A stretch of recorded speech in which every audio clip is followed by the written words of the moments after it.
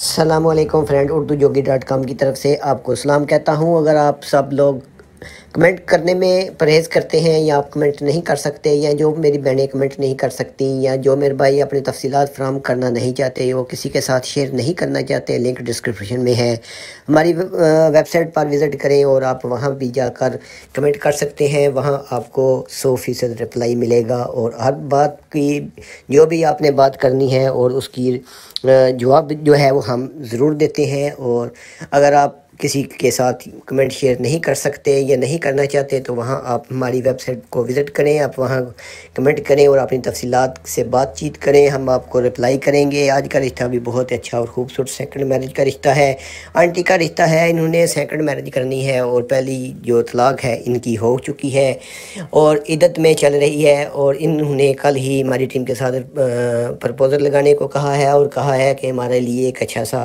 انسان تلاش کریں اور اچھے سے شخصیت کے ساتھ ہم اپنی بیٹی کا جو ہے وہ رشتہ دوبارہ کرنا چاہتے ہیں۔ سیکنڈ میرج لاہور سے یہ رشتہ ہے، عمر انہوں نے نہیں بتائی، نام ان کا آنسا ہے۔